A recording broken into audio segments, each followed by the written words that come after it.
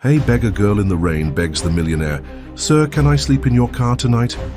Those words struck him deeply, and what he does next will move you completely, so watch until the end.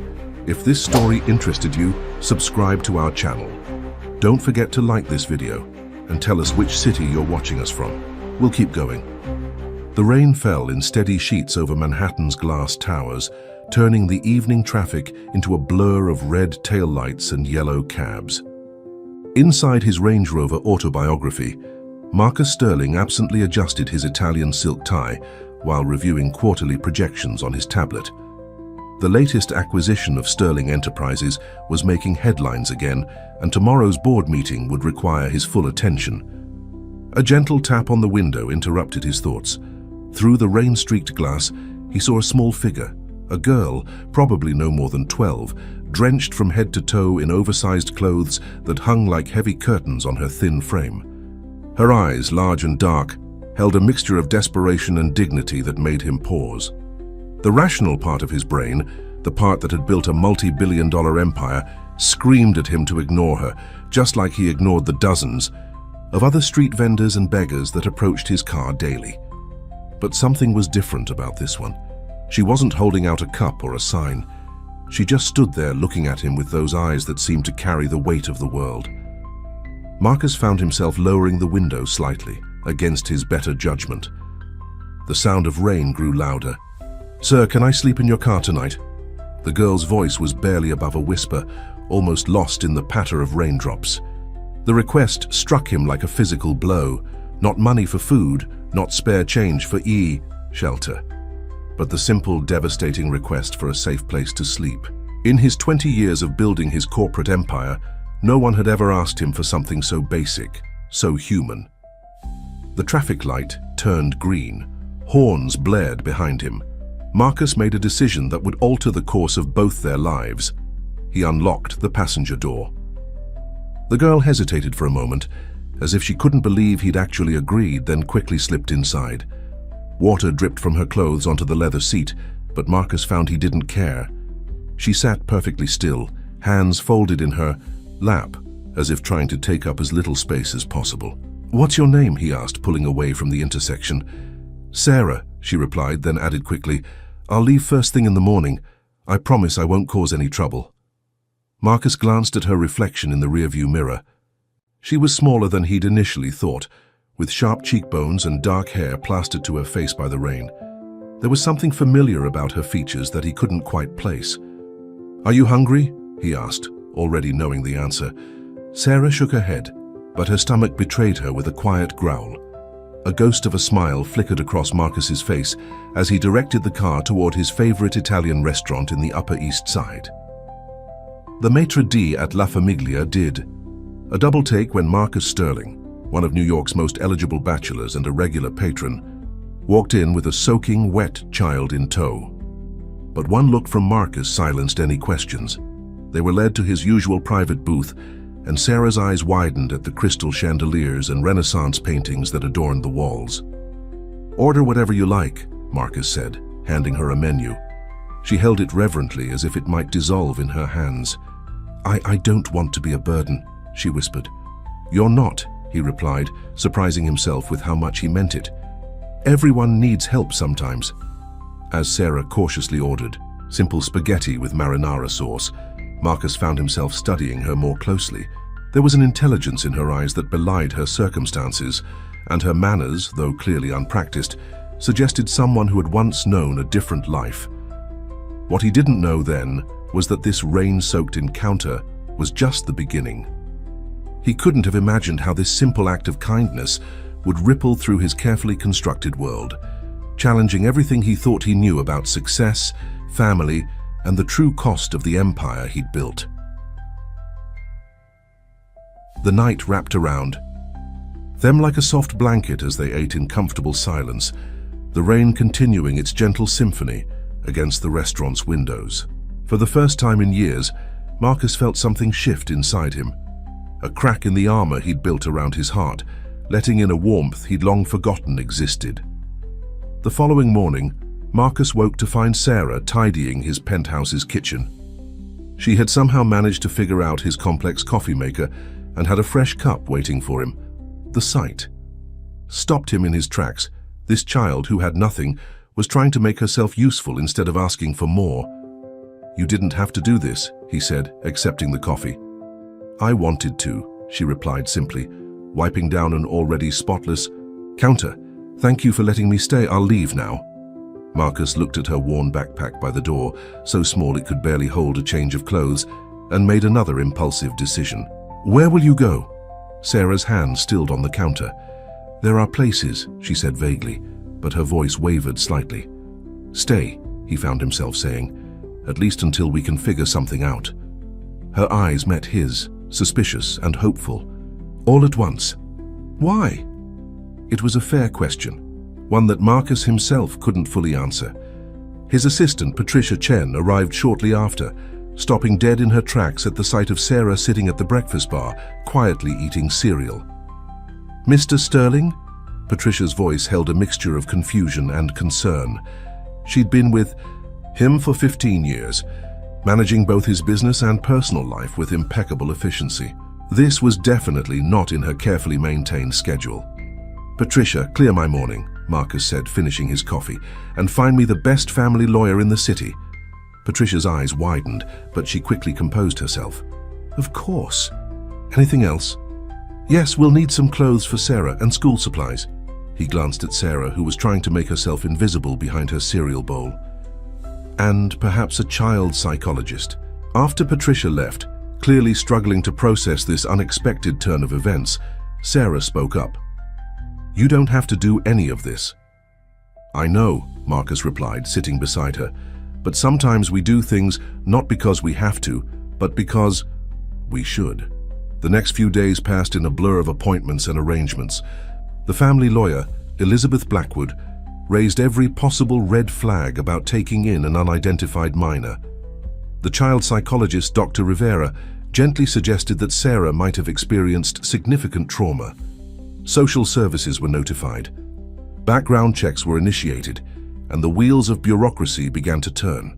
But what surprised Marcus most was how naturally Sarah seemed to fit into his life. She was quiet but observant, solving the New York Times crossword puzzle while he worked, asking thoughtful questions about his business calls, and somehow knowing when he needed silence. It wasn't until the end of the week that the first real challenge appeared. Marcus was in his home office when Patricia rushed in, looking concerned. "The press got wind of it," she said, handing him her tablet. The headline made his heart sink. "Sterling Enterprises CEO harboring mysterious child, scandal or salvation." The Sikh's article was filled with speculation and innuendo, questioning his motives and suggesting various unsavory scenarios. As he read, he could hear Sarah in the next room, humming softly while reading one of the books she'd found in his library. "What do you want me to do?" Patricia asked, already preparing for damage control. Marcus set down the tablet and looked out at the Manhattan skyline. His entire career had been built on careful calculation and risk management. Taking in Sarah had been the first truly spontaneous decision he'd made in decades. Now facing potential scandal and business repercussions, he should have been worried about shareholder confidence and stock prices. Instead, he found himself thinking about the way Sarah's face lit up when she discovered his collection of classic literature, how she left little thank you notes on his desk, and how she tried so hard not to be a burden that it broke his heart. "Call the board," he said finally. "I'll address this head-on." "Are you sure?" Patricia asked. "We could try to minimize the exposure, maybe send her to a proper facility until things quiet down." "No," Marcus cut her off, his voice firm. "She stays. Everything else we'll handle." As if on cue, Sarah appeared in the doorway, holding a worn copy of Great Expectations. Her eyes darted between Marcus and Patricia, and he could see her preparing herself for rejection, already reaching for her backpack. "Sarah," Marcus called softly, "how would you like to learn about business strategy? I could use a fresh perspective on this situation." The smile that slowly spread across her face was worth more than any stock portfolio he'd ever managed. As she settled into the chair across from his desk, Marcus realized that sometimes the biggest risks in life weren't about money or power. but about opening your heart to unexpected possibilities. The Sterling Enterprises boardroom fell silent as Marcus finished his presentation. 14 pairs of eyes stared at him with varying degrees of disbelief and concern. He had just spent 45 minutes explaining his decision to become Sarah's temporary guardian, laying out his plans for handling both the media situation and the legal implications. "Let me get this straight," Richard Holloway, his longest-serving board member, leaned forward, in his leather chair. "You're willing to risk everything we've built over a homeless child. The press is already having a field day with this, Marcus. Our stock dropped 3 points this morning alone." Marcus remained standing, his posture relaxed but authoritative. "I understand your concerns, Richard, but this isn't just about Sarah. It's about who we are as a company. We've always claimed to value social responsibility." "Social responsibility means creating jobs and paying taxes," interrupted Victoria Chang, head of Asian operations, "not turning the CEO's life into a charity case reality show." Before Marcus could respond, the boardroom door opened and Patricia slipped in, her face pale. She hurried to Marcus's side and whispered something in his ear. The color drained from his face. "Excuse me," he said, gathering his papers. "We'll continue this discussion later."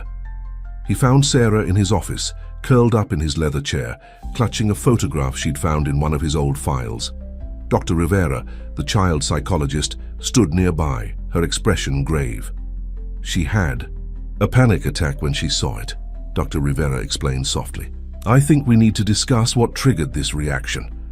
Marcus gently took the photograph from Sarah's trembling hands. It was an old company photo from about 7 years ago, showing the opening of Sterling Enterprises' research division. His breath caught as he focused on one particular face in the crowd, a woman with dark eyes remarkably similar to Sarah's. "Her name was Elena Martinez," Sarah whispered, her voice barely audible. "She was my mother." The revelation hit Marcus like a physical blow. Elena Martinez, he remembered her now, a brilliant researcher who had worked in his company's developmental department.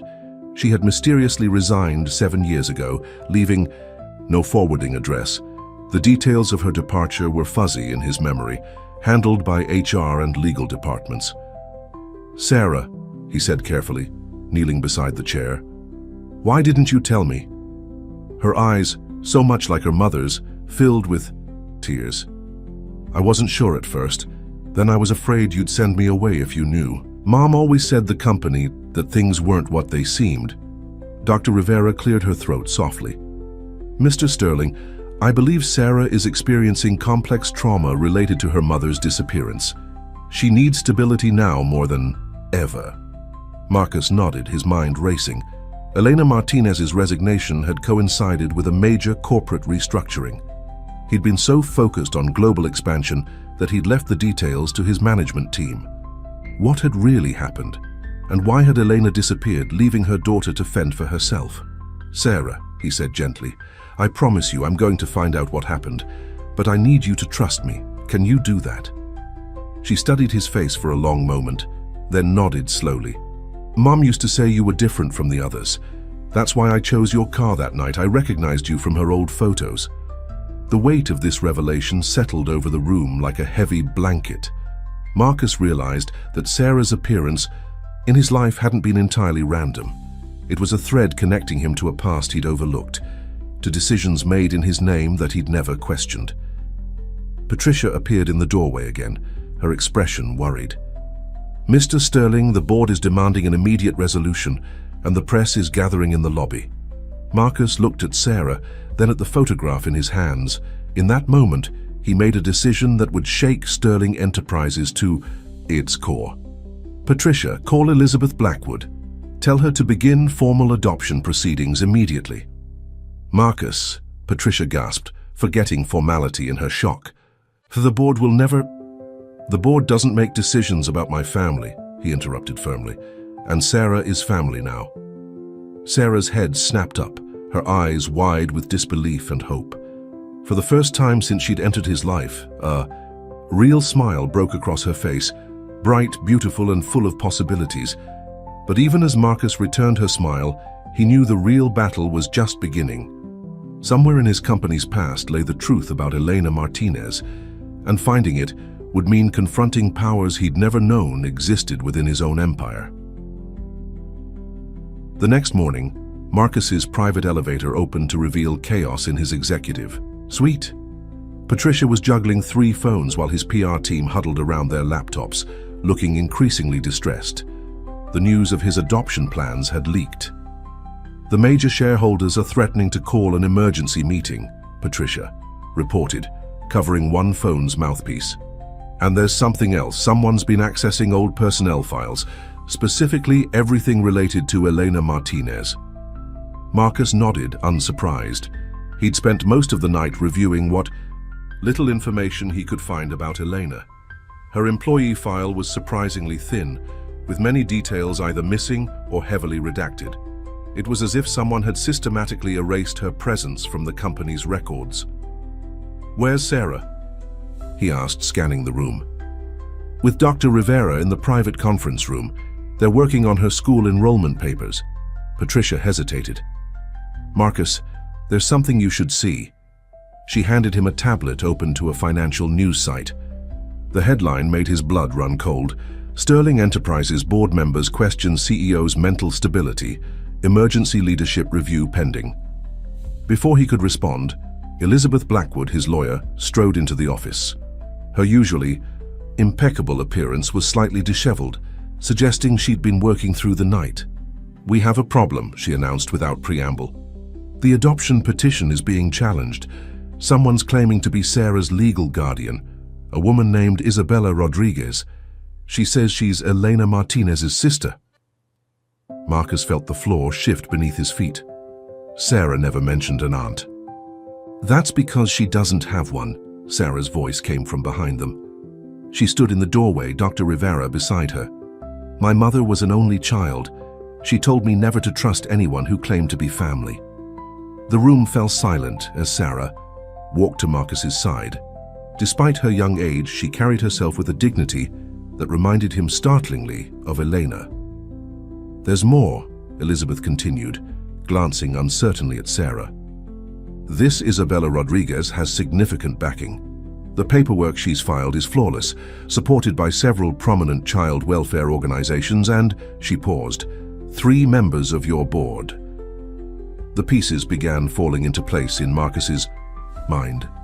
Someone wanted Sarah gone badly enough to create an elaborate fiction. The same someone who had probably been responsible for Elena's disappearance years ago. "Mr. Sterling," Dr. Rivera spoke up, "Sarah has shared some concerning memories about her mother's last days at Sterling Enterprises. I believe they may be relevant." Sarah's hand found Marcus's, squeezing it tightly. "Mum was working on something big, something that made people nervous. She used to write everything in a special notebook. She called it her insurance policy." "A notebook?" Marcus asked, his mind racing. Sarah nodded. "She hid it somewhere, in the building before she left. She said if anything ever happened to her, I should find someone trustworthy in the company and tell them about the green notebook with the butterfly sticker." Patricia gasped softly. "The old R&D archive room. Elena always worked late there, said she liked the quiet." Marcus made a quick decision. "Patricia, cancel everything. Elizabeth, delay any legal proceedings as long as possible. Dr. Rivera, please stay with Sarah. I need to visit our archives." But Sarah stepped forward, her chin raised determinedly. "I'm coming with you. Mum said we'd know who to trust because they'd have kind eyes like yours. She was right about you. Please don't make me stay behind." Looking into those familiar dark eyes, Marcus realized that this wasn't just about protecting Sarah anymore. This was about uncovering the truth that Elena had tried to expose, a truth that some people would do anything to keep buried. "All right," he agreed, "but you stay close to me." As they walked toward the elevator, Patricia called out, "Marcus, the board meeting starts in an hour. If you're not there..." He turned back, his expression resolute. "Then they'll have to decide my fate without me. Some things are more important than keeping my job." The elevator doors closed on the sight of his empire potentially crumbling, but Marcus felt strangely peaceful. For the first time in years, he knew with absolute certainty that he was doing the right thing. The R&D archive room was located In the building's sub-basement, a maze of climate-controlled storage units filled with decades of research documents. Marcus used his executive override to access the secure area, the fluorescent lights flickering to life as they entered. "Mom spent a lot of time here," Sarah whispered, her hand still firmly clasped in his. She said the answers were always in the details everyone else overlooked. Marcus surveyed the rows of metal shelving units stretching into the distance. "Do you remember anything specific about where she might have hidden the notebook?" Sarah closed her eyes, concentrating. She liked the butterfly section, something about metamorphosis being the perfect metaphor. The biotech division, Marcus realized. They were working on environmental adaptation projects 7 years ago. They made their way through the archive until they reached Section B7, marked Biological Technologies and Environmental Research. Sarah suddenly stopped, pointing to a shelf near the ceiling.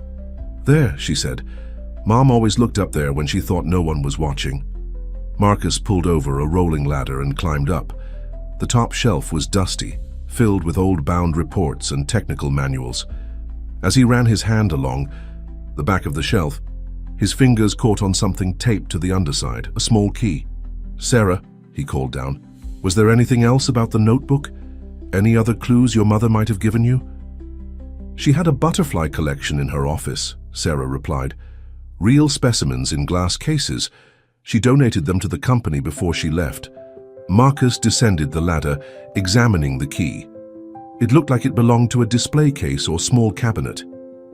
"Patricia," he spoke into his phone, "where did Elena Martinez's office butterfly collection end up?" There was a pause. Then Patricia's voice crackled through. "According to the inventory, it's in the executive floor's historical display room. But Marcus, the board meeting started 5 minutes ago. They're talking about invoking the emergency succession clause." "Keep them busy," he replied. "I'm close to something."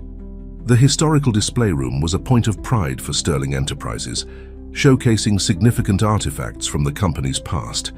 They found the butterfly collection in a corner, 12 beautiful specimens mounted under glass, their wings spread in eternal flight.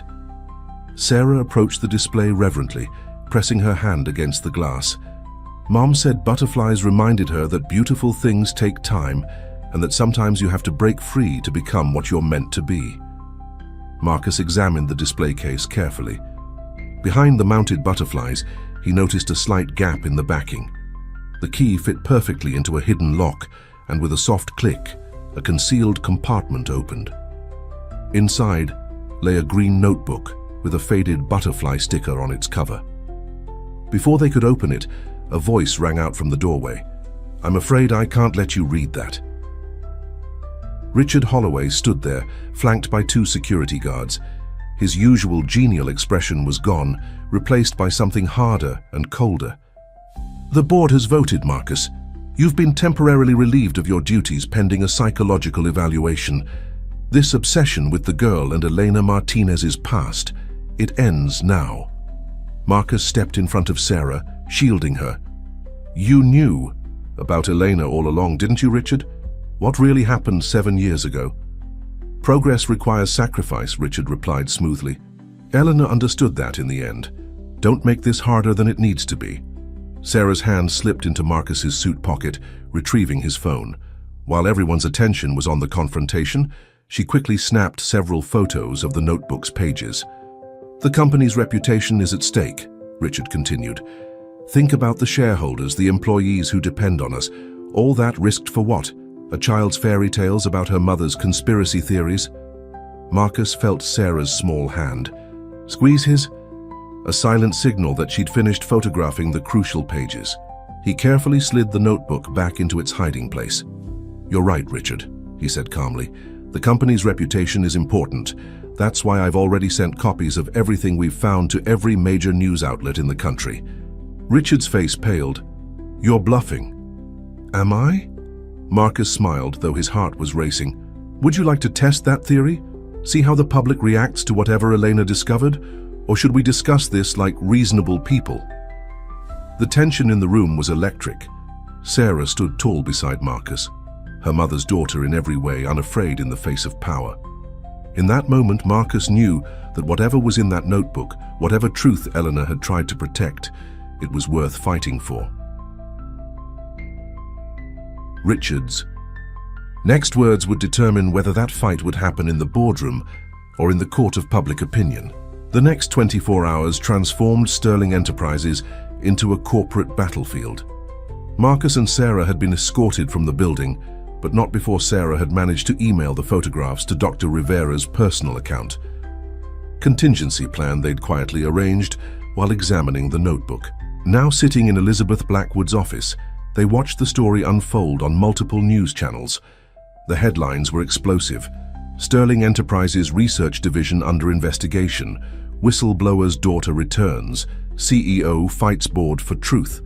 The photos Sarah took are game changers, Elizabeth said, spreading printouts across her desk. Elena documented everything: unauthorized genetic modification experiments, environmental impact cover-ups, systematic suppression of safety concerns. She built an airtight case. But why didn't she come forward? Marcus wondered aloud, studying the meticulous notes.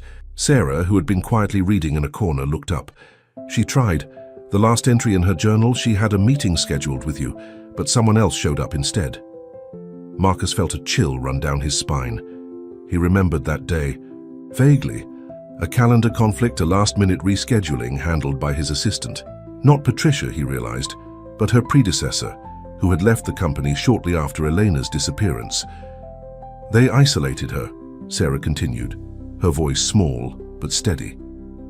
Made her look unstable, paranoid, just like they're trying to do to you now. The television suddenly switched to breaking news. Isabella Rodriguez, the woman claiming to be Sarah's aunt, was giving an interview, tears streaming down her perfectly made-up face.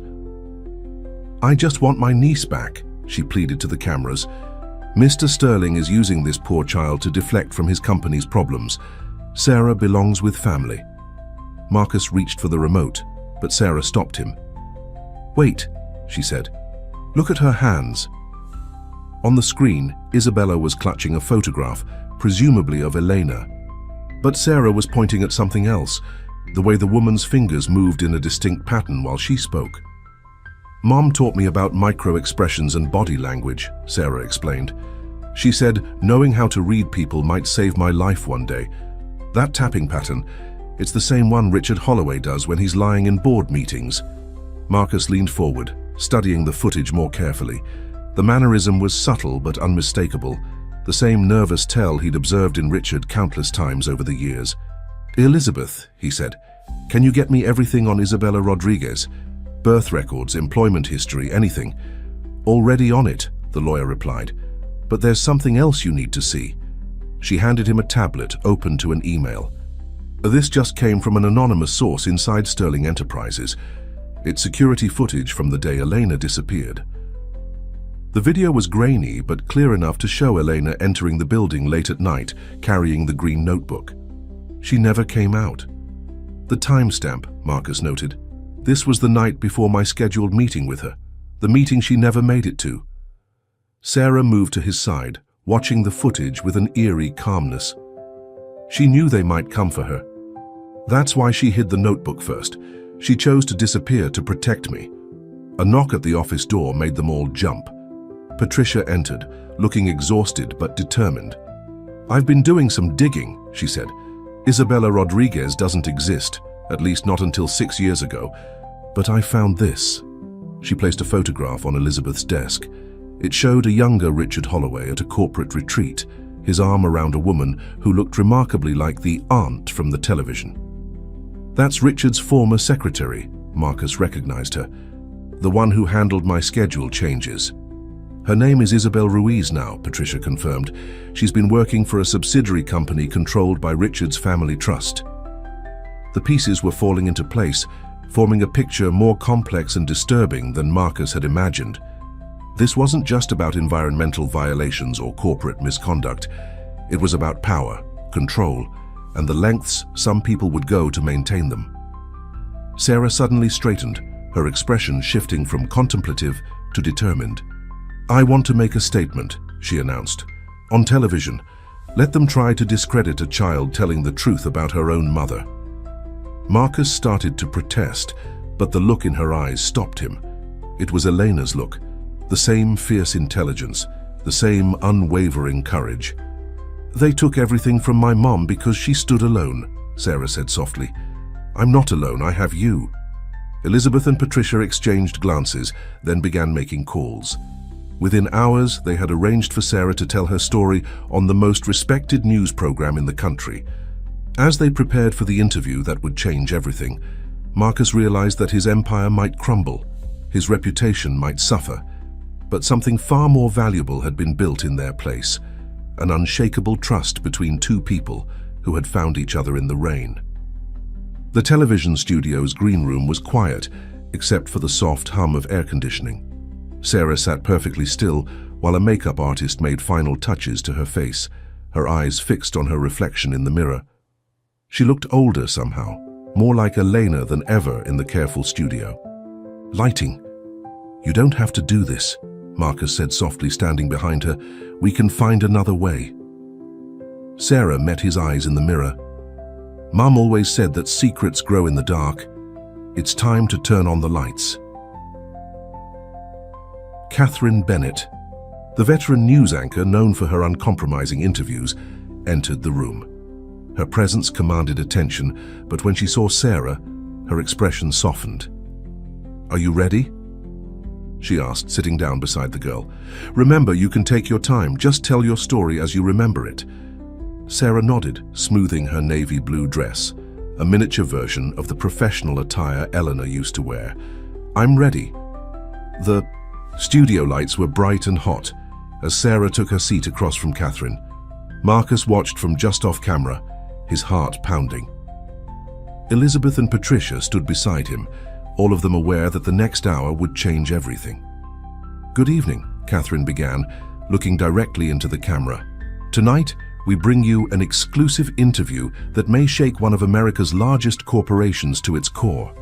With us is Sarah Martinez, the 12-year-old daughter of former Sterling Enterprises researcher Elena Martinez, and the child at the center of a growing controversy surrounding CEO Marcus Sterling."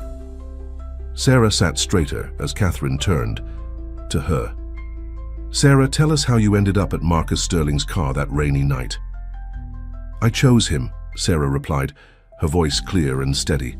"I'd been watching the building for weeks, learning the patterns. Mom taught me to be observant, to look for the right moment, the right person.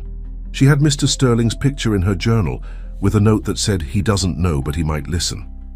What exactly didn't Mr. Sterling know?" Sarah took a deep breath. "That his company was hurting people. Mum found evidence that some of Sterling's environmental research projects were making people sick in testing areas.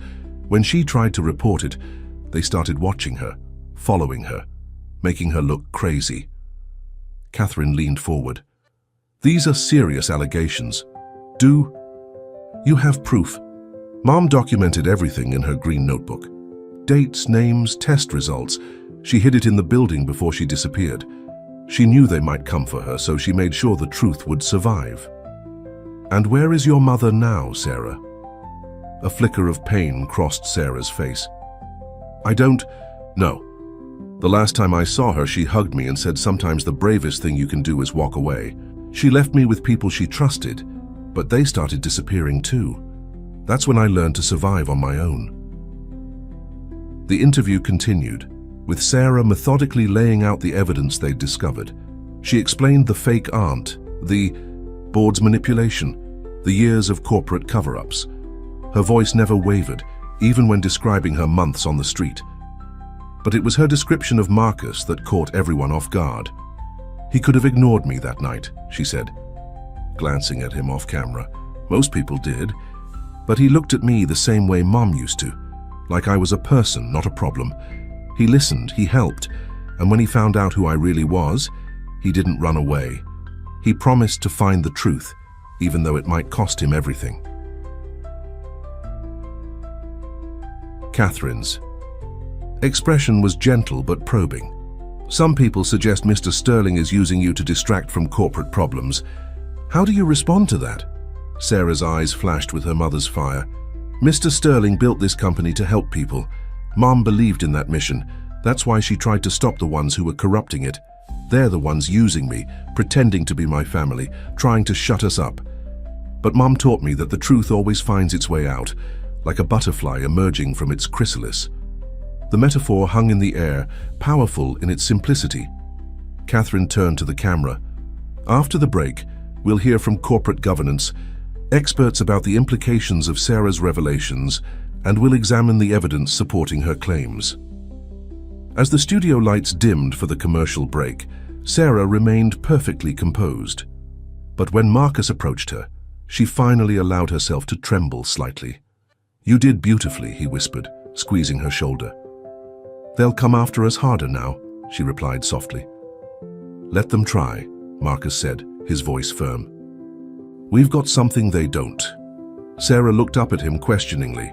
"The truth," he smiled, "and each other." What they didn't know yet was that across the city, in thousands of homes and offices, Sarah's words were already sparking a revolution. Sometimes the smallest voice carries the greatest power, especially when it speaks from the heart. The response to Sarah's interview was immediate and overwhelming. By morning, Sterling Enterprises' stock had plunged, social media was ablaze, with Mahi Justice for Elena hashtags, and protesters gathered outside the corporate headquarters demanding answers. Marcus and Sarah watched the chaos unfold from the safety of his penthouse, which had become a makeshift command center. Elizabeth coordinated, with a team of lawyers, while Patricia managed the flood of media requests. Dr. Rivera stayed close to Sarah, monitoring her stress levels after the emotional strain of the interview. "Look at this," Patricia said, turning her laptop around. Former Sterling Enterprises employees were coming forward with their own stories, corroborating Eleanor's documentation. Scientists, researchers, administrative staff, each adding pieces to the puzzle Elena had tried to solve. "Mr. Sterling," Dr. Rivera called from the living room where she'd been watching Sarah. "I think you should see this." Sarah sat cross-legged, on the floor surrounded by printouts of emails and documents that supporters had sent in. She was organizing them with the same methodical precision her mother had shown in her research, creating complex patterns that only she seemed to understand. "Mom used to do this," she explained, not looking up. "She called it pattern recognition. When you lay everything out, the connections become clear." She pointed to several documents. "These people all transferred to subsidiary companies within 3 months of raising concerns, and these facilities where the testing happened, they all trace back to shell corporations owned by the same investment group." Marcus knelt beside her, studying the patterns she'd identified. Richard's family trust, he realized. They've been using Sterling's resources and reputation to run unauthorized experiments through shadow companies. A breaking news alert interrupted them. Isabella Rodriguez, now exposed as Isabel Ruiz, had been caught trying to leave the country. More surprisingly, she'd turned herself in to federal investigators, offering to testify about years of corporate misconduct. "She's scared," Sarah observed, watching the footage. "Not of legal trouble, but of something else. Look at how she keeps glancing over her shoulder." Before Marcus could respond, his private elevator chimed. Patricia moved to block the entrance, but the doors opened to reveal Victoria Chang, the board member who had been one of his harshest critics. "I came alone," she said, holding up her hands, "and I came to help." The room tensed, but Sarah studied the woman carefully before saying, "She's telling the truth." Mom mentioned her in the notebook. She tried to support the initial investigation but was threatened into silence. Victoria's eyes widened. "How did you... Elena said you were special, but..." She composed herself. "Yes, they threatened. My family. But after seeing Sarah last night, I couldn't stay quiet anymore. I have documents, recordings, everything they tried to bury." As Victoria shared her evidence, a new picture emerged. Richard Holloway and his allies hadn't just corrupted Sterling Enterprises. They'd created an elaborate network of research facilities, conducting unauthorized experiments, using the company's legitimate operations as cover. But why? Marcus wondered aloud. The company was already successful. "Power," Sarah said simply, still arranging her documents. "Mom wrote about it. They didn't want to make money. They wanted to control things. Medicine, agriculture, energy. They wanted to decide who got help and who didn't. Victoria nodded grimly. Eleanor discovered they were developing environmental manipulation technologies. They could make crops fail or succeed, influence weather patterns, create or solve resource scarcities, playing God for profit. Sarah suddenly went still, staring at a particular document. Mom knew where everything was happening. That's why they wanted her gone, and that's why, her voice caught, that's why she left me behind. She knew they'd watch me, waiting for her to make contact. Marcus felt his heart break at the realization. Elena had sacrificed everything, her career, her life with her daughter, perhaps even her life itself, to protect not just Sarah, but countless others who would have been affected by these experiments. Victoria pulled out her phone, showing them a secure email. Federal investigators are moving in on the research sites Elena identified. Richard and his core group will be arrested within hours, but she hesitated. There's something else, something about Elena. Sarah's head snapped up, her eyes intense. She's alive, isn't she? In hiding, but alive. Victoria's surprise was evident. How did you know? Because, Sarah smiled, touching the butterfly pendant she always wore. She promised we'd find each other again when the chrysalis broke open, and Mom never broke her promises. The hope that filled the room was almost tangible. But even as they celebrated the impending justice, Marcus knew their journey wasn't over. Eleanor was still out there, and Sarah's fight to reclaim her family had only begun. As federal agents swarmed Sterling Enterprises' satellite facilities, Marcus and Sarah focused on a different mission, decoding the subtle clues Elena had left behind. They converted the penthouse's dining room into an investigation center, with Sarah's methodically arranged documents covering every surface. Mom was always teaching me about patterns, Sarah explained, pinning locations from Elena's notebook onto a large map. She said the world was full of hidden messages if you knew how to read them. Victoria Chang had provided them with access to Elena's old work computer, recovered from deep storage. While tech experts combed through encrypted files, Sarah focused on something seemingly mundane, her mother's old calendar. Look at these meeting entries, she said, pointing to recurring appointments. Every third Thursday she had lunch at different butterfly gardens across the city. But some of these places don't exist. Marcus studied the calendar entries.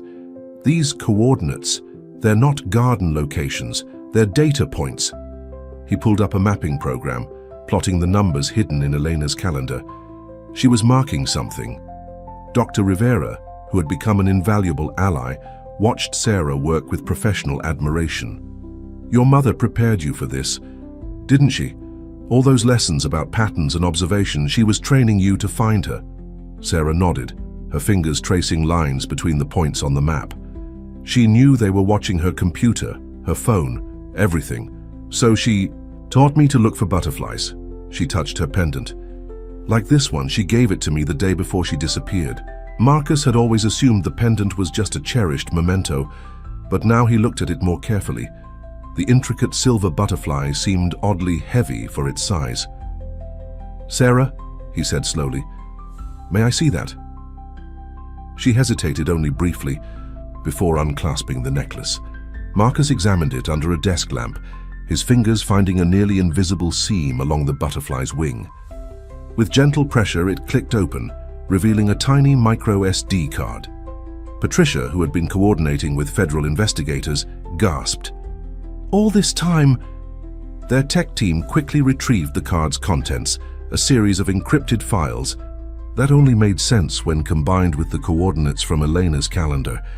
Together, they revealed a comprehensive map of Richard Holloway's secret research network, along with evidence of his international connections. But more importantly, they found a video file, dated just 6 months ago. Sarah's hands shook as Marcus helped her connect the computer to the living room's large screen. Elena's face appeared, older and tired but very much alive. She was sitting in what looked like a small apartment, sunlight streaming through gauzy curtains. My darling girl, Elena began, her voice strong despite her obvious emotion.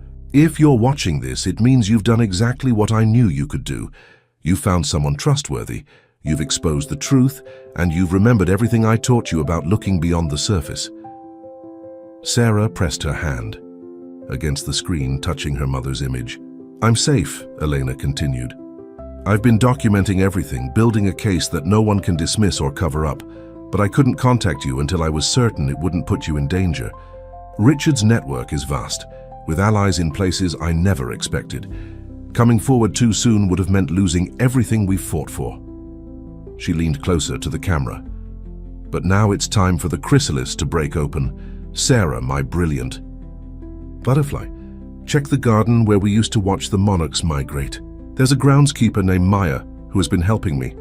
Show her your pendant and she'll know what to do. The video ended, but Sarah was already moving, pulling on her coat. I know where she means. We used to spend every Sunday at the Butterfly Sanctuary in Central Park. Mom said it was the perfect place to learn about transformation. Marcus grabbed his keys, but Patricia blocked the door. Wait, she said. Richard may be in custody, but some of his allies are still out there. We need to be careful. She's right, Elizabeth added. Let me contact the federal task force. They can secure the area first.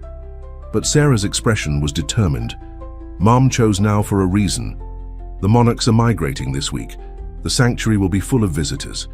We'll be safer in a crowd, and anyone watching will have trouble following us. Marcus looked at the girl who had changed his life with a simple request in the rain.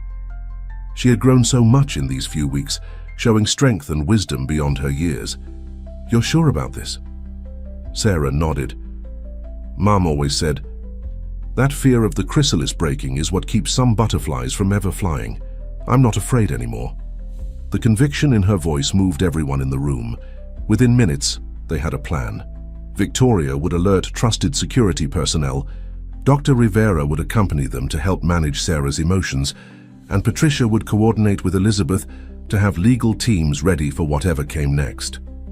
As they rode the elevator down to the parking garage, Sarah slipped her hand into Marcus's. Thank you, she said softly, for helping me find my wings. Marcus squeezed her hand, remembering the rainy night that had started everything. Thank you for teaching me how to use mine. They stepped out into the garage, ready to face whatever challenges lay ahead. Sometimes the greatest transformations happen not in grand moments of triumph, but in quiet acts of trust between two people who choose to believe in each other. The Butterfly Sanctuary in Central Park was alive with visitors, all eager to witness the spectacular monarch migration. Children pressed their faces against the mesh enclosures, pointing at the orange and black wings that filled the air like autumn leaves come to life. Marcus, Sarah, and Dr. Rivera moved carefully through the crowds, trying to appear like any other group enjoying the exhibition. Sarah led them confidently, remembering the path from countless Sundays spent here with Eleanor. Maya usually works in the chrysalis chamber, Sarah whispered, heading toward a quieter section of the sanctuary. Mom said she's been here for 20 years caring for the butterflies. The chrysalis chamber was a peaceful space, its walls lined with hanging cocoons in various stages of transformation. A woman in her 60s wearing the sanctuary's green uniform was carefully monitoring the temperature controls. When she turned and saw Sarah, her eyes widened in recognition. Without a word, Sarah showed her the butterfly pendant. I've been waiting for you, Maya said softly, her weathered face breaking into a warm smile. Elena said you'd come during the monarch migration. She always believed in the power of perfect timing.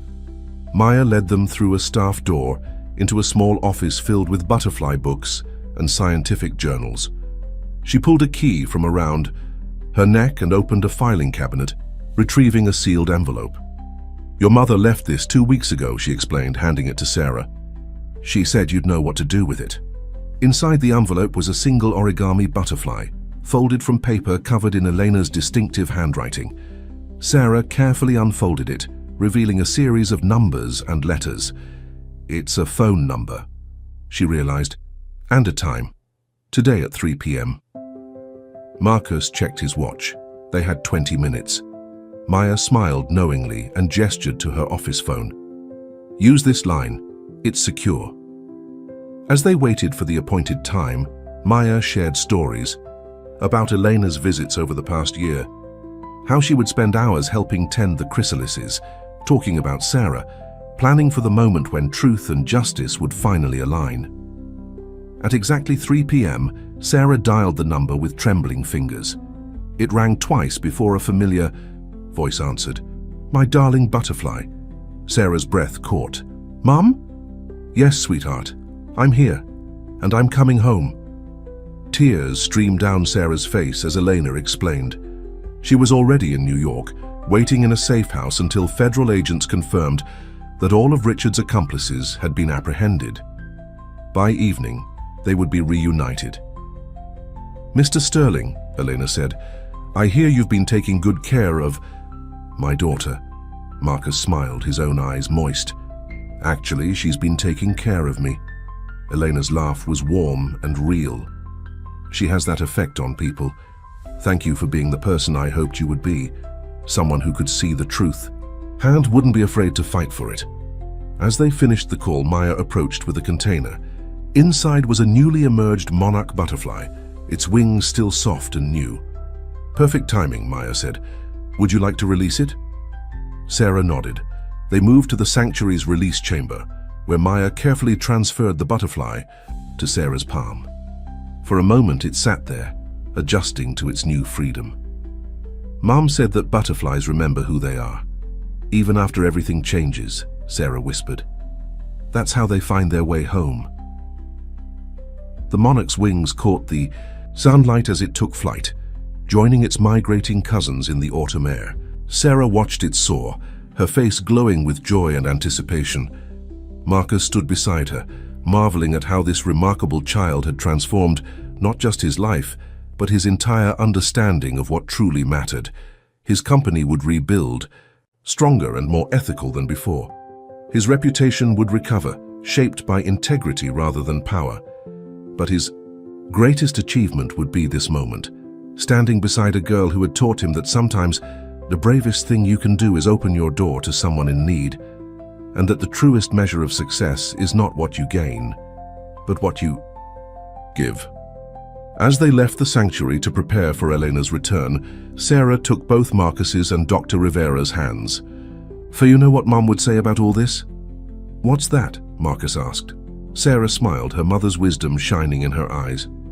"That sometimes it takes a whole garden of butterflies to make one miracle." The autumn sun painted Central Park in shades of gold and promise, while somewhere in the city, Elena Martinez prepared to finally come home to her daughter. The chrysalis had broken open, revealing not just one transformed life but many, all connected by a child's simple request on a rainy night. The safe house was a modest brownstone in Brooklyn, its windows warm with evening light. Sarah stood on the sidewalk, clutching Marcus's hand, her heart racing with anticipation. Federal agents had confirmed the location was secure, and Elizabeth had handled all the legal preparations for Elena's official return. "Are you ready?" Marcus asked softly.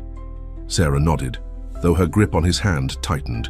Dr. Rivera had prepared them both for this moment, explaining that reunions after long separations could be overwhelming, that it was normal to feel a mixture of joy and anxiety. Victoria Chang, who had insisted on being present to personally apologize to Elena, waited with them. Patricia had transformed the brownstone into a welcoming space, working with Dr. Rivera to create an environment that would help ease the transition. The door opened and time seemed to stop. Elena Martinez stood in the doorway, looking both exactly as Sarah remembered and somehow different. Her dark hair had touches of grey now, and new lines creased the corners of her eyes, but her smile was unchanged, bright and full of love. "My butterfly," she whispered. Sarah moved forward, slowly, almost in a trance. Then Elena opened her arms and the spell broke. Sarah ran to her mother, and they collapsed into an embrace that contained 7 years of longing, of fear, of hope, and of love. Marcus watched, his vision blurring with tears, as mother and daughter held each other, speaking in rapid Spanish, laughing and crying at the same time. He started to step back to give them privacy, but Sarah's voice stopped him. "Marcus, wait!" She turned in her mother's arms, reaching out her hand to him. "Mom, he's family now too." Elena looked at Marcus, her eyes full of gratitude and understanding. "Sarah's right. Please come in, all of you." Inside, the reunion continued in waves of emotion. Elena hugged Victoria, accepting her tearful apology with grace. She thanked Patricia for protecting her daughter and Dr. Rivera for helping Sarah process her trauma. But her gaze kept returning to Marcus. "You opened your door to her," Elena said softly, while Sarah showed Victoria her butterfly pendant. "You could have ignored her, but you didn't." Marcus smiled. "She reminded me of someone I used to know. A brilliant researcher who wasn't afraid to stand up for what was right." Elena's eyes sparkled. "I remember the day I first saw you in the research lab. You were so passionate about using technology to help people. That's why I knew you would listen if Sarah could reach you." "She did more than reach me," Marcus admitted. "She changed me, made me remember who I wanted to be before power and profit became everything." They watched as Sarah moved around the room, her face glowing as she shared stories with everyone. She was no longer the scared girl from that rainy night. She had blossomed into someone strong and confident, carrying both her mother's wisdom and her own hard-won resilience. "I have something for you both," Elena said, retrieving a package from another room. Inside was a framed photograph of a monarch butterfly emerging from its chrysalis, caught in that perfect moment of transformation. Below it was a handwritten quote, "The butterfly counts not months but moments and has time enough." Rabindranath Tagore. Sarah identified the quote immediately. "Mom used to read his poems to me." Elena smiled. "This photo was taken the day I decided to hide the notebook. I kept it as a reminder that sometimes we have to break apart to become something new, something stronger." She looked at Marcus. "Something more complete." As evening deepened into night, they ordered dinner and gathered around the table like a family that had always been meant to find each other. Sarah sat between Elena and Marcus, her happiness radiating like sunlight. Patricia, watching them, leaned over to Dr. Rivera. "Look at them," she whispered. "Who would have thought a rainy night and a simple act of kindness could lead to this?" Dr. Rivera smiled, knowingly. Sometimes the greatest healing happens when broken pieces find not just their original place, but new connections that make them even stronger. Outside, the Brooklyn streets hummed with life, while inside the brownstone, a new family constellation took shape. Elena shared stories of her time in hiding, working with trusted allies to document the truth. Sarah told her mother about all the ways Marcus had protected and believed in her, and Marcus listened, understanding that his life's greatest achievement wasn't the empire he'd built, but the family he'd helped restore. "Mom," Sarah said suddenly, "can Marcus stay for breakfast tomorrow? I want to show you how he makes pancakes. They're almost as good as yours." Elena laughed, the sound full and free. "Of course he can stay. In fact," she looked at Marcus with warm understanding, "I hope he'll be staying for many breakfasts to come." The simple words carried the weight of invitation, of acceptance, of family being chosen rather than just born. Marcus felt something settle in his heart. A piece he hadn't known was missing until Sarah appeared at his car window that rainy night. The following weeks brought changes both big and small. Elena and Sarah moved into a sunlit apartment near Central Park, close enough to the butterfly sanctuary for regular visits. Marcus found himself spending more and more time there, drawn by the warmth and authenticity of their small family unit. Sterling Enterprises underwent its own transformation. With Richard Holloway and his conspirators facing federal charges, the board unanimously reinstated Marcus as CEO. But his first action was to create an independent ethics committee with Elena as its head. "Are you sure about this?" Elena asked when he proposed the position. They were sitting in her new kitchen, watching Sarah help Patricia reorganize the company's charitable foundation files. "You're the most ethical person I know," Marcus replied, "and the bravest. Who better to ensure we never lose our way again?" The cartoon media loved the story of redemption and renewal. Articles praised Sterling Enterprises for embracing transparency and accountability. But the real story was happening away from the cameras, in quiet moments of connection and healing. Like the Sunday morning when Marcus arrived for breakfast to find Elena teaching Sarah advanced biochemistry at the kitchen table, or the evening when Sarah fell asleep on the couch during movie night, her head on Marcus's shoulder and her feet in her mother's lap. Dr. Rivera continued working with them, helping them navigate their unique family dynamics.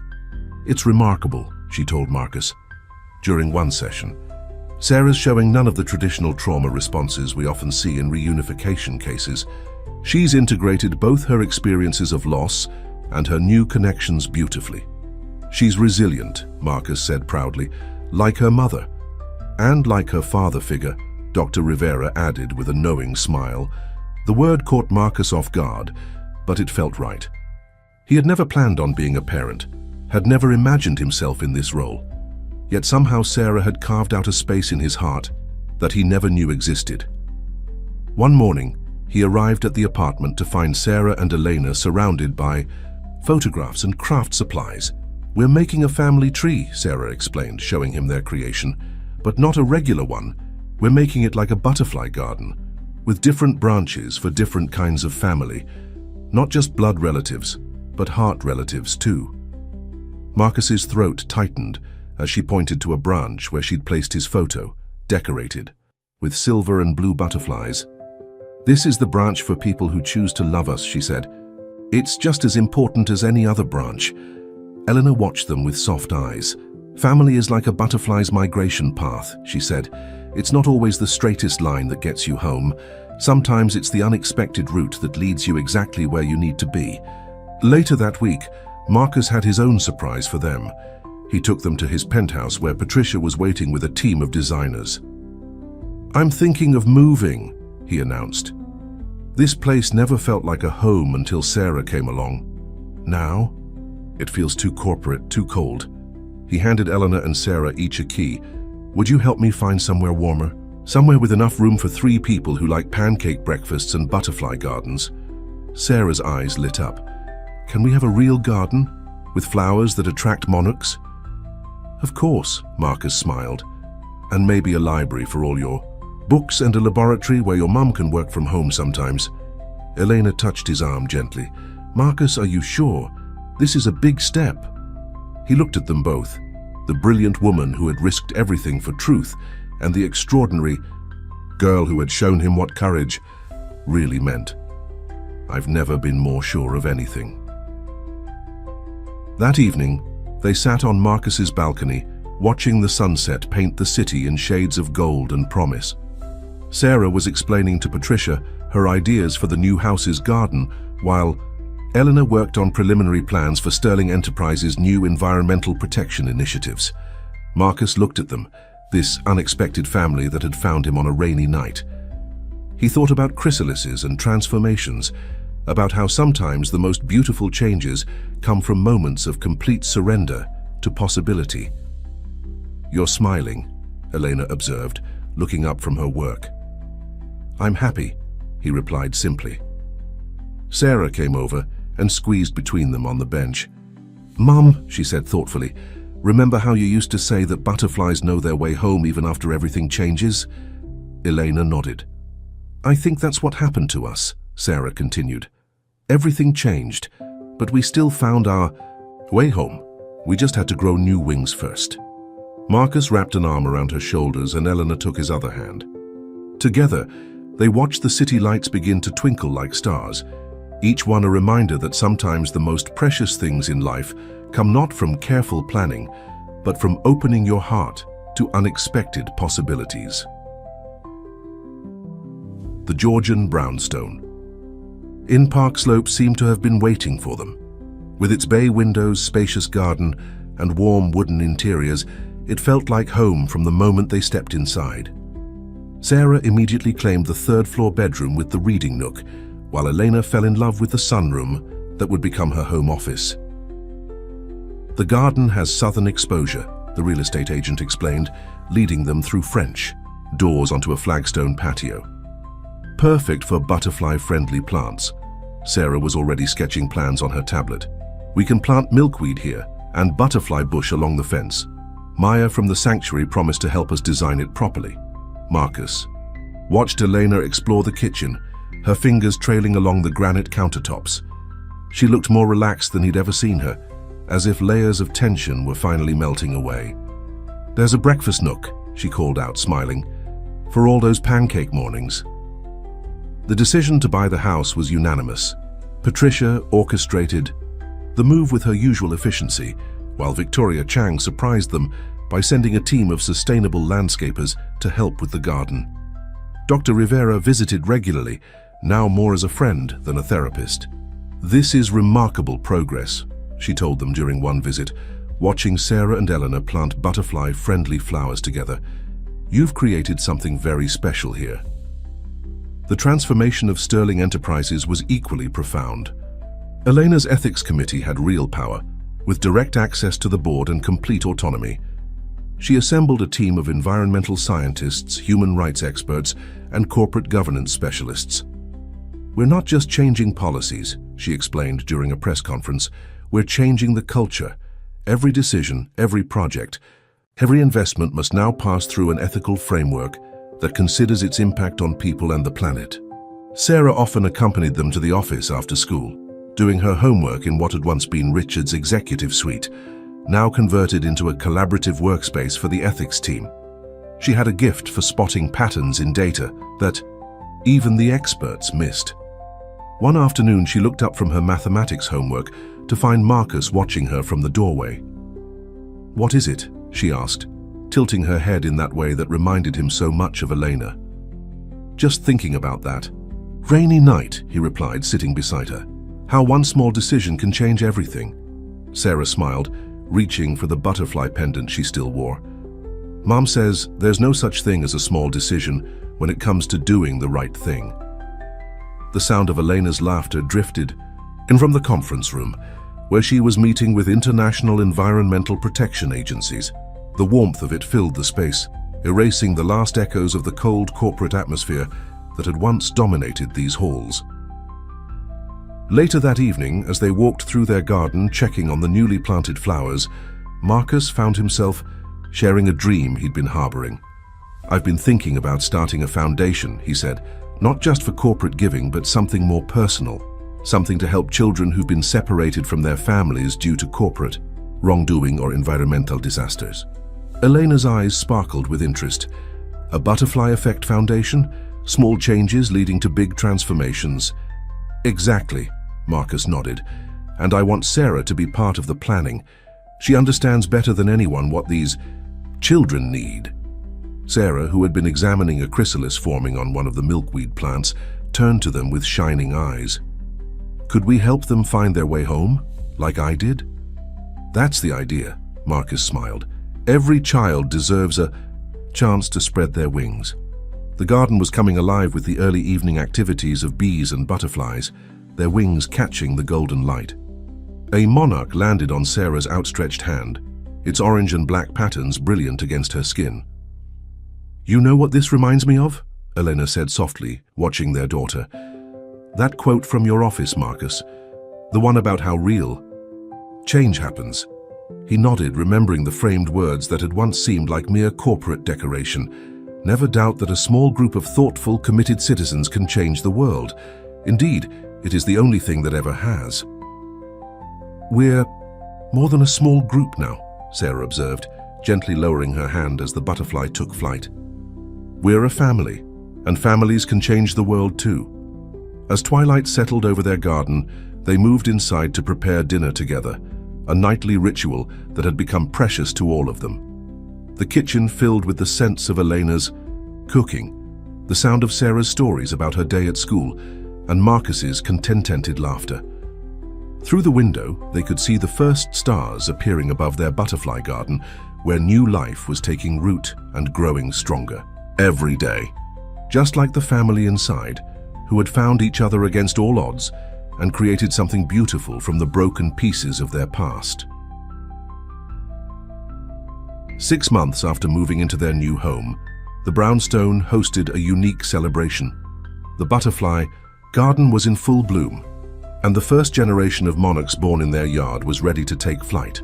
Sarah had documented every stage of their development, creating a scientific journal that impressed even Elena's research colleagues. The gathering brought together everyone who had been part of their journey. Maya from the sanctuary provided expert guidance for the butterfly release. Patricia had organized everything with her usual attention to detail, while Victoria Chang brought a team of young environmental science students eager to learn from Elena. Dr. Rivera watched it all with professional satisfaction, noting how, naturally, the three of them moved together now, a family bonded by choice and love rather than obligation. The transformation isn't just in the garden, she observed to Elizabeth Blackwood, who had become a close friend to them all. Look at how they've grown together. Indeed, the changes were remarkable.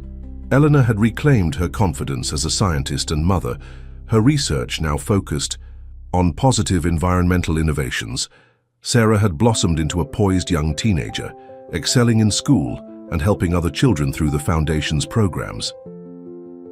And Marcus had discovered a kind of happiness he'd never known existed.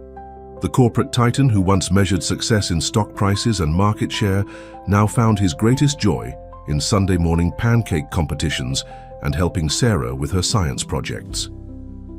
"Everyone ready?" Sarah called out, gathering the group around the garden. She held a mesh enclosure containing the newly emerged butterflies, their wings still soft and new. Eleanor stood on one side of her, Marcus on the other. Together they opened the enclosure, watching as the monarchs took their first flight into the warm afternoon air. "Beautiful," Eleanor whispered, squeezing Sarah's hand. "Like watching your children leave the nest," Marcus added softly. Sarah looked up at him, her eyes bright. "But these ones will come back. The garden will always be here for them." The symbolism wasn't lost on anyone. The garden, like their family, had become a safe haven, a place where transformation was celebrated and new beginnings were always possible. Later, as their guests mingled over refreshments, Marcus found Elena in her home office, looking at the framed photograph of the emerging butterfly, the one she'd kept during her years in hiding. "Penny, for your thoughts?" he asked, joining her. "I was just thinking about cycles," she replied. "How everything in nature moves in patterns of renewal and growth. 7 years ago, I thought I was ending something by going into hiding. But really, I was just starting a new cycle, one that would lead us all here." From the garden, they could hear Sarah explaining butterfly migration patterns to Victoria's students, her voice confident and passionate. "She's so much like you," Marcus said. Elena smiled. "She's like you too, you know. That same determination to do what's right no matter the cost." She touched his arm gently. "Thank you for being her father when I couldn't be here." The word father no longer startled Marcus. It felt right, like everything else about this unexpected family they'd created. "I have something to show you both," he said, pulling out a folder. "The Foundation's first major project. We're converting some of Sterling's old research facilities into environmental education centers. Each one will have its own butterfly sanctuary." Elena's eyes widened as she reviewed the plans. "This is incredible, the impact this could have." "That's not all," he continued. "Sarah helped design the youth programs. They'll specifically support children affected by environmental displacement, giving them a chance to learn about conservation while their families get back on their feet. Like a chrysalis," Sarah said from the doorway where she'd been listening, "a safe place to transform." She joined them at the desk, and Elena pulled her into a warm embrace. "You know what this means?" Elena asked. "Your story is going to help other children write their own happy endings." Marcus watched them together, feeling the fullness in his heart that had become wonderfully familiar. Through the window, monarchs danced in the late afternoon light, their wings catching the sun like stained glass. "Sarah," he said thoughtfully, "remember what you asked me that first night in the rain?" She nodded. "I asked if I could sleep in your car. And now look at us," he gestured around them. "Sometimes the smallest requests open the biggest doors," Eleanor added softly, "and sometimes the bravest thing we can do is walk through them." Their garden continued to flourish as summer deepened, attracting more butterflies than they could count. But for the 3 people who called this house their home, the real miracle wasn't in the number of butterflies. It was in the strength of the bonds they'd formed, in the family they'd built from trust and compassion, and in the love that had transformed them all. 1 year after the butterfly garden's first blooming, the Butterfly Effect Foundation had grown beyond anyone's expectations. The first education center, built in what had once been one of Richard's secret research facilities, was now a beacon of hope for families affected by environmental displacement. Sarah stood at the podium during the center's first anniversary celebration, her confidence evident as she addressed the gathered crowd. At 14, she had become the foundation's youth ambassador, bringing a unique perspective to their mission. "When I was alone," she began, her voice clear and strong, "I learned that sometimes the hardest part isn't finding help, it's believing you deserve it. That's why we designed these centers to be more than just buildings. They're sanctuaries, like the chrysalis that protects a butterfly during its transformation." In the audience, Eleanor and Marcus listened with pride. The education center behind them was a testament to their shared vision, a modern facility surrounded by gardens with classrooms, research spaces, and most importantly, a state-of-the-art butterfly sanctuary that served as both educational tool and healing space. Among the day's special guests was a family Sarah had personally helped, the Ramirez, whose small farming community had been devastated by the same kind of environmental manipulation that Elena had uncovered years ago. Their daughter, Maria, had become one of the center's most dedicated students. "Sarah showed me that it's okay to start over," Maria shared during her own speech. "She taught me that every butterfly begins as something else entirely, and that change doesn't mean losing who you are. It means becoming more of who you're meant to be." The Foundation's work had attracted international attention. Environmental scientists, child psychologists, and social workers came from around the world to study their unique approach to healing and education. Dr. Rivera had developed a comprehensive therapy program that incorporated the butterfly sanctuary into the healing process. "The metaphor of metamorphosis is powerful," she explained to a group of visiting professionals. "These children have often experienced profound disruption in their lives. Watching the transformation of butterflies, understanding the process of change and renewal, it gives them a framework for their own healing journey." After the formal ceremonies, Sarah led a tour of the newest addition to the center, a research laboratory where students could study environmental science and conservation. Elena had designed the space to be both cutting-edge and accessible, a place where young minds could explore and innovate. "Mom," Sarah called out, excitement in her voice, "show them the project you've been working on with the students." Elena proudly demonstrated their latest research, a new method for tracking butterfly migration patterns that could help predict and prevent environmental disruptions.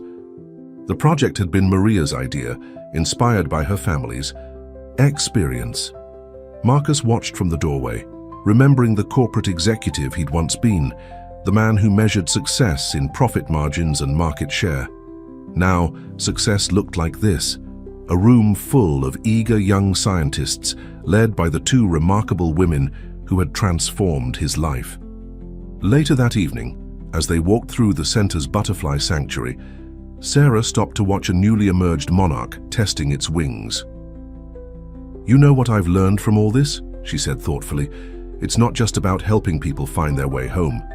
Sometimes it's about helping them create a new kind of home, one that's better than what they lost." Elena wrapped an arm around her daughter's shoulders. "That's exactly what happened to us, isn't it?"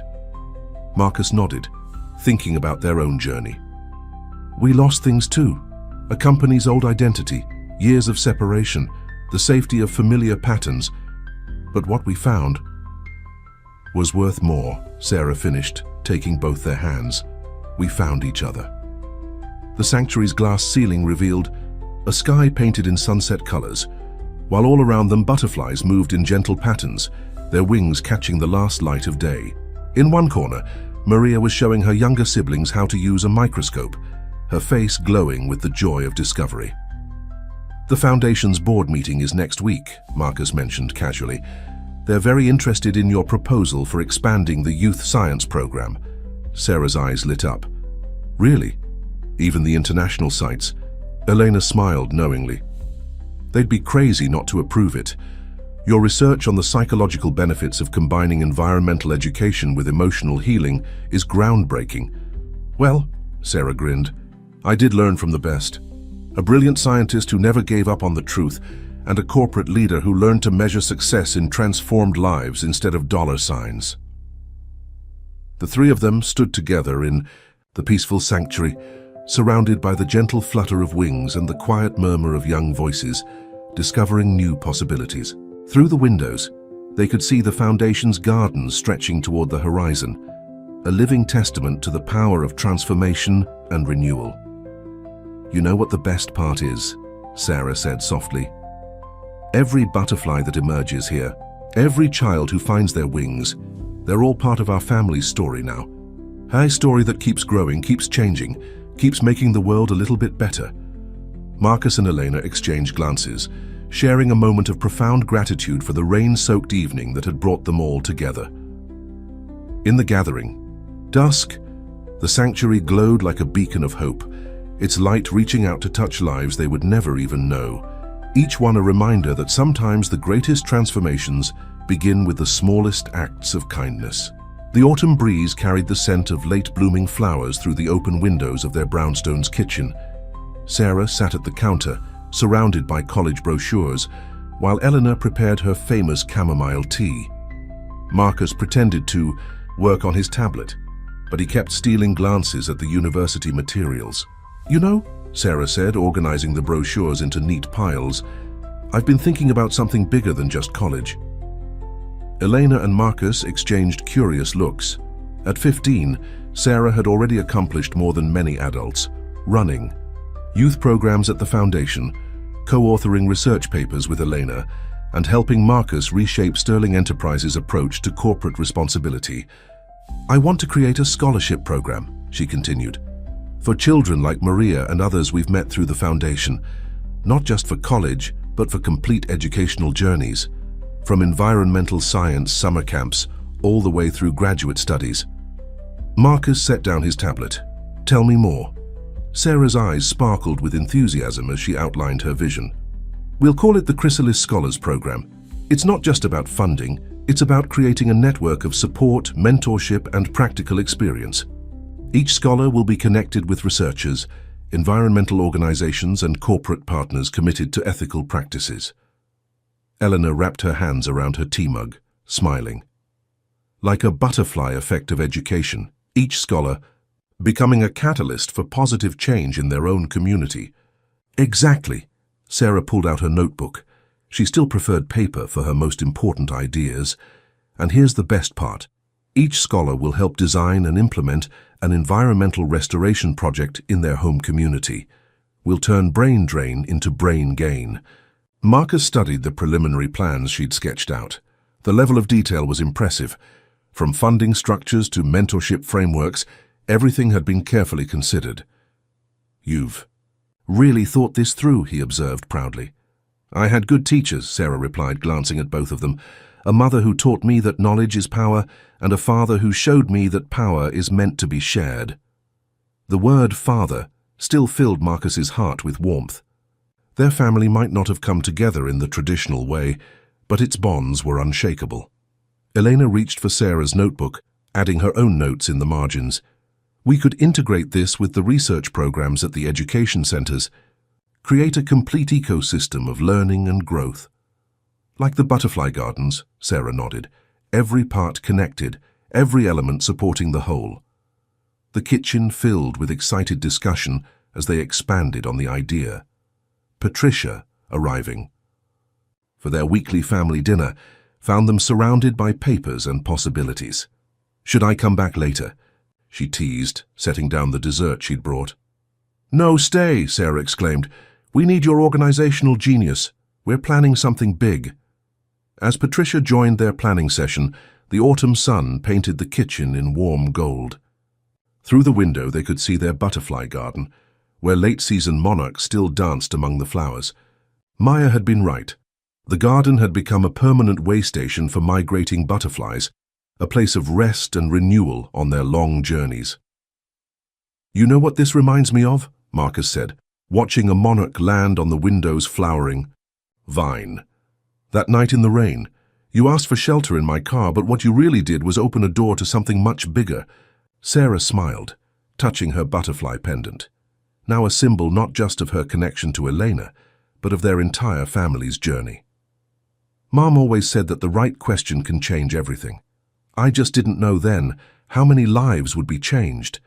Elena reached across the counter to squeeze her daughter's hand.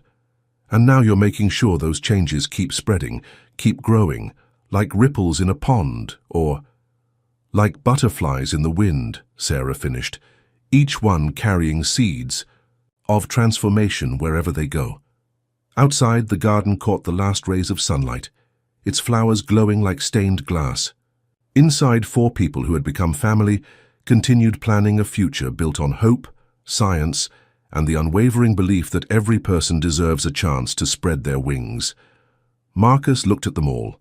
Elena, whose courage had started everything. Sarah, whose simple request had changed his life. Patricia, whose loyalty had never wavered. He thought about the hundreds of children already helped by their foundation and the thousands more who would be reached through Sarah's scholarship program. You know what makes this really special, he said softly. It's not just about creating opportunities. It's about showing people that transformation is possible, that no matter where you start, you can become something beautiful. Sarah leaned against him, her mother's arm around her shoulders, their kitchen warm with love and possibility. Like a butterfly, she asked, smiling. Like a butterfly, he agreed, and like a family that found each other in the rain. The Sterling Martinez home buzzed with excitement on a bright summer morning. Sarah's Chrysalis Scholars program was celebrating its first graduation ceremony, and the house was filled with the scent of Elena's special occasion coffee cake and the sound of last-minute preparations. At 16, Sarah had grown into a poised, young woman who balanced her roles as student, foundation leader, and inspiration to others with remarkable grace. Today she would give the keynote speech at the ceremony, addressing the first class of scholars who had completed their environmental leadership training. Nervous? Marcus asked, finding her in the garden where she often went to think. Sarah shook her head, watching a monarch flutter among the flowers they'd planted together years ago. Not nervous, just thinking about how far we've all come. The garden had matured beautifully, becoming a model for the butterfly sanctuaries now established at every Butterfly Effect Foundation center around the world. Local environmental groups often brought students to learn about conservation, and Elena used it for hands-on research demonstrations. Remember when this was all empty space? Sarah gestured at the thriving ecosystem around them. Now look at it. Every plant, every butterfly, every visitor who finds peace here, they're all part of something bigger than themselves. Marcus sat beside her on the garden bench that had hosted so many family conversations, just like our family. Inside, they could hear Elena on the phone with Patricia, coordinating last-minute details for the ceremony. The Foundation's main education center would host hundreds of guests, including environmental leaders, corporate partners, and families whose lives had been touched by their work. Maria's project in her hometown is already showing results, Sarah said proudly, referring to her first friend from the Foundation. The restoration work she designed has brought butterflies back to an area that hadn't seen them in decades. Marcus smiled, remembering the scared young girl who had arrived at their center years ago. Now Maria was a confident environmental scientist, leading her own team and mentoring new scholars. You gave her more than just education, he said. You gave her what you found that night in the rain, a chance to become something new without losing who she was. Sarah's eyes grew thoughtful. That's what I want to talk about in my speech today. How transformation isn't about leaving everything behind. It's about carrying the best parts of your past into a better future. Eleanor appeared in the garden doorway, radiant in a blue dress that matched the morning glory vines climbing the trellis. Ready to go. The first guests will be arriving soon. As they gathered their things, Sarah paused by the butterfly-shaped wind chimes that Maya had given them years ago. Their gentle music had become the soundtrack of countless family moments. You know what makes today really special, she said, looking at her parents. It's not just about the scholars graduating. It's about proving that one act of kindness can grow into something that changes the world. Elena wrapped an arm around her daughter's shoulders, like a butterfly's wings creating ripples that travel across oceans. Exactly, Sarah nodded.